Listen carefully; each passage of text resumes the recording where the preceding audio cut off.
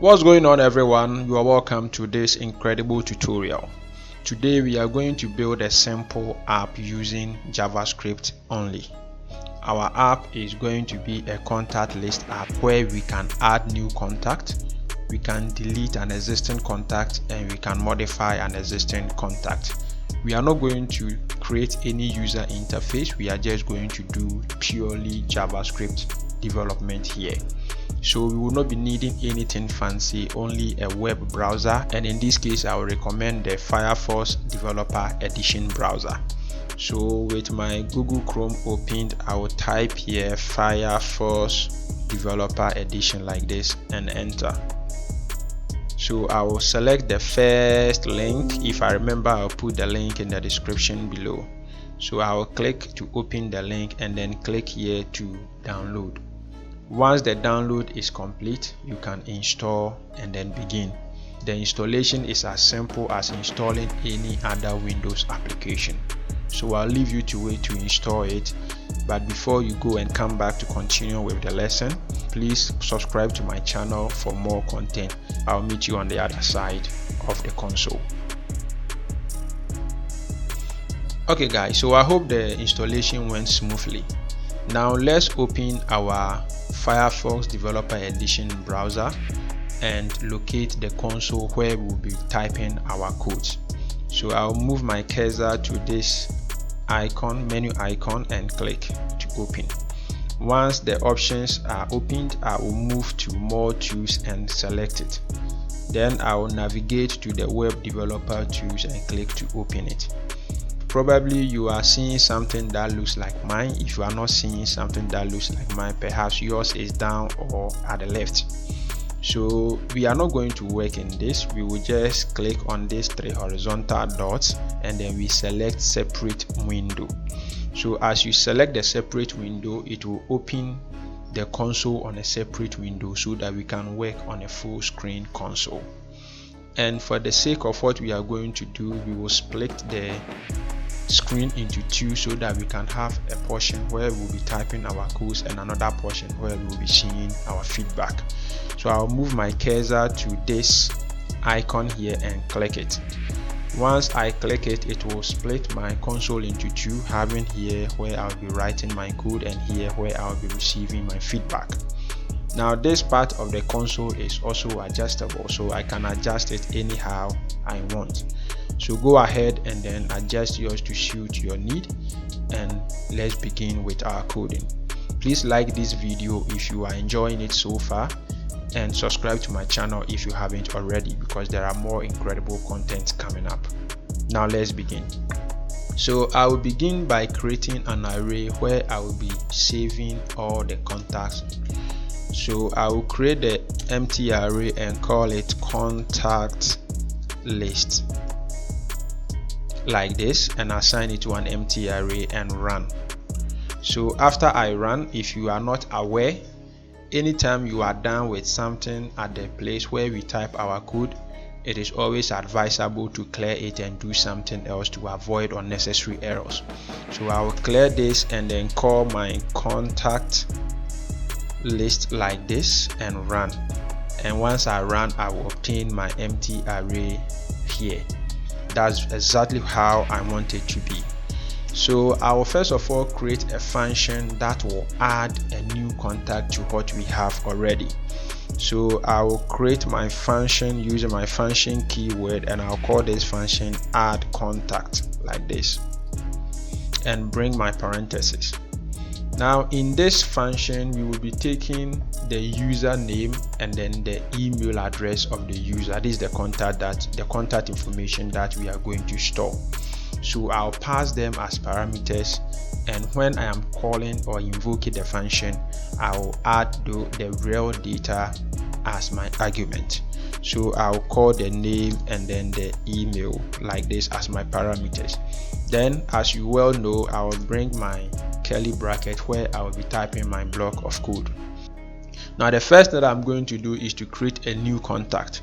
So I will create a variable using the const keyword, call it new contact like this, bring my equal sign, and then it is going to be in the form of an object.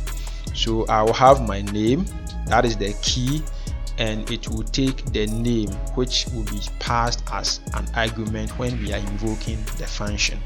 I'll bring my comma. I will also bring another key called email, and I will set it to the email which will be passed as an argument when we are invoking the function. Is that okay? Now, because the key and then the value are having pretty much the same name in the recent edition or version of JavaScript, we can simply say email, and we can also do the same for the name, and it will work just fine. Great. So now that we have declared our new contact and the data to be used to set the new contact will be brought when we are invoking the function, we can now go ahead and then add this new contact to our existing contact list. All right, there are three ways actually for doing this. We can either use the spread operator, and we can use the push method or the unshift method. So we'll take a look at each one of them and how they can be used to add contact to our contact list. So beginning with the spread operator, all I need to do is to call the contact list again like this, and then reassign it. I'll bring my square bracket and spread my contact list like this.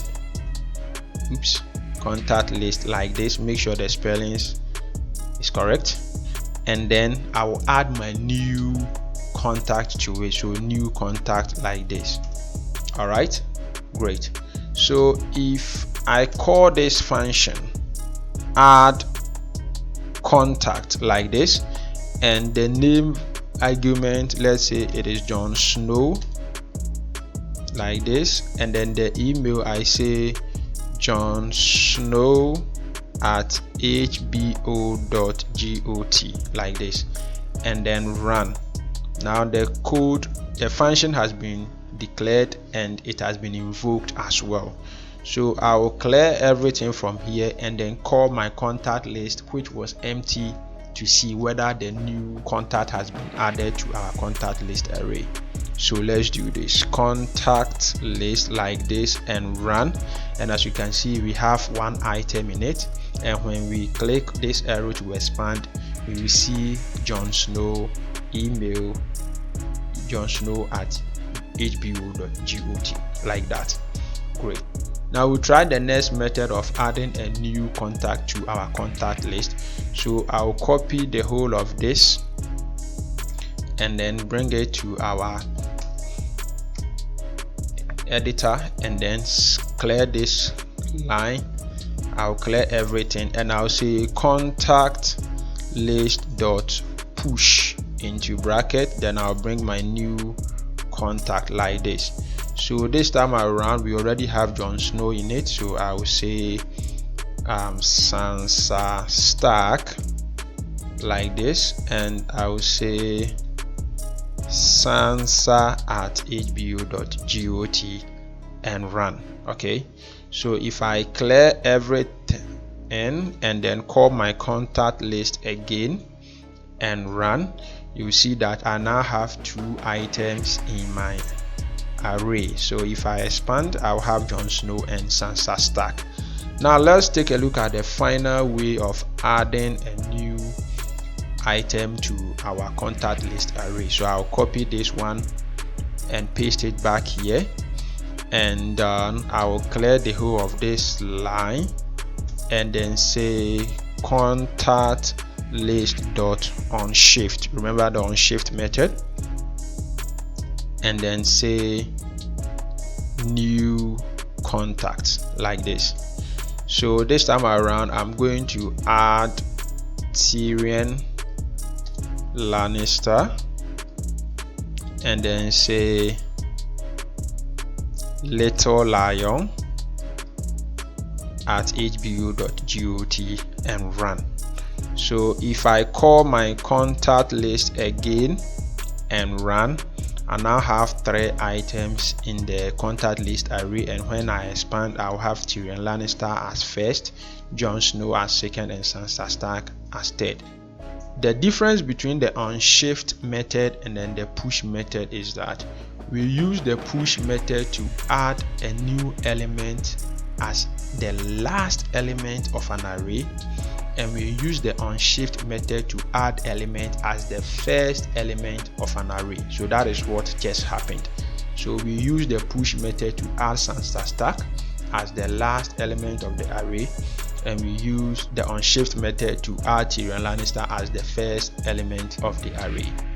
Now the next thing that we are going to do is we are going to delete contact from our contact list array. I'll create my function and call it delete contact like this. Bring in my parentheses and I'll pass one argument. We use the name as our argument, so I'll pass my name like this, then bring my curly bracket.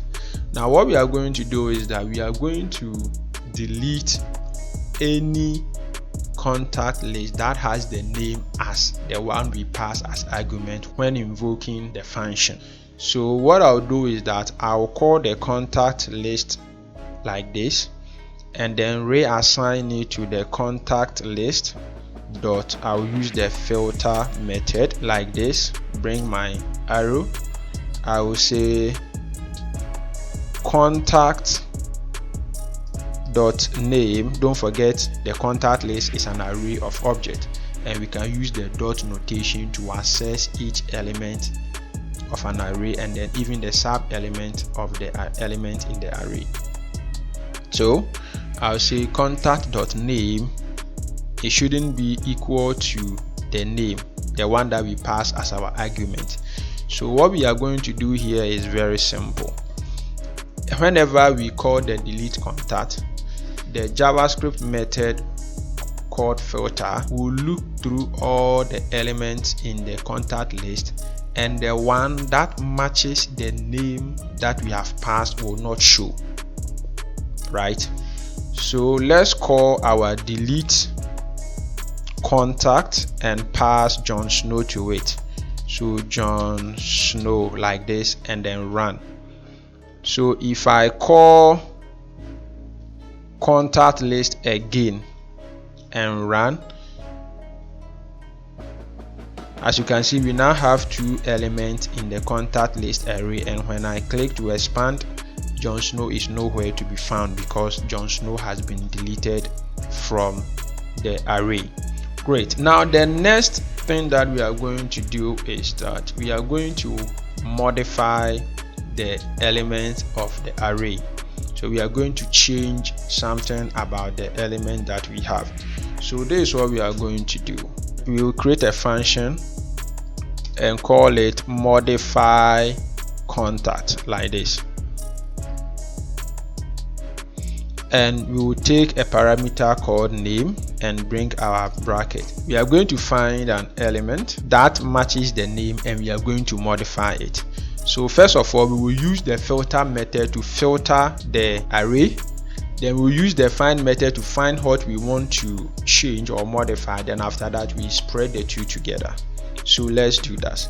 Let contact, the one that we are going to modify, equal to contact list dot find. We use the find method to return the first element that matches the description. So to find, I'll bring my contact, my arrow, and say contact dot name should be equal to the name that we pass as our parameter or our argument during the invoking of the function. Great. So now that I've done this, what I'm going to do is that I'll call the contact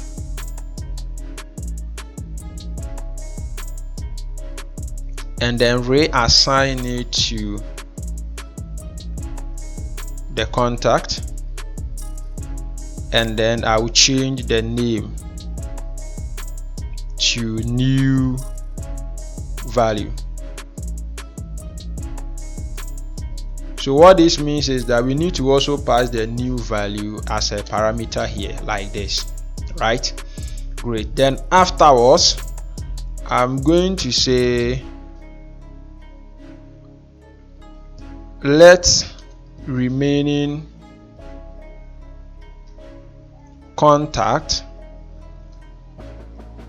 equal to, I'll call my contact list and then filter into a bracket. I will say for each contact return contact dot name not equal to the name, the one that we have passed as a parameter, like this. So afterwards I will call my contact list again, and then I will reassign it. I'll open a square bracket. With the help of my spread operator, I will spread the remaining contact like this, comma, then I will add the contact with this one. I'll now add this one, okay, which is the one that has been modified. So as a matter of fact, let me change this one and call it modified contact, like this. Copy this one and then bring it here and also here, like this. So I will now add it here, and that will be the end of everything. Now let me take my time and then walk you through the whole function one more time. So I have a function called modify contact, and it takes two parameters. The one is name and the second one is new value. Okay, I think I should say new name so that it will make sense, at least. New name, like this. So I'll copy this one and bring it here, like this. Okay, now let me take my time and take you through it one more time. So I have a function called modify contact, and it has two parameters, the name and then the new name. So I declared a variable called modified contact to find the contact which we wish to modify. So with the modified contact variable, I called the contact list, which is the array, using the find method to find the first element that matches the name that we pass as our parameter. So we use the contact.name equal to name. It will find the first element that matches this description.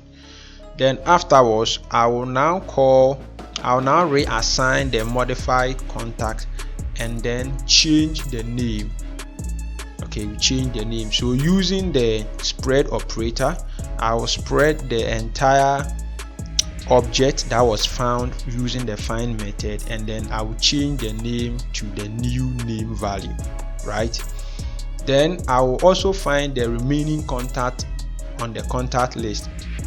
So using the filter method, I will find all the elements that are not equal to the name that we passed as our parameter.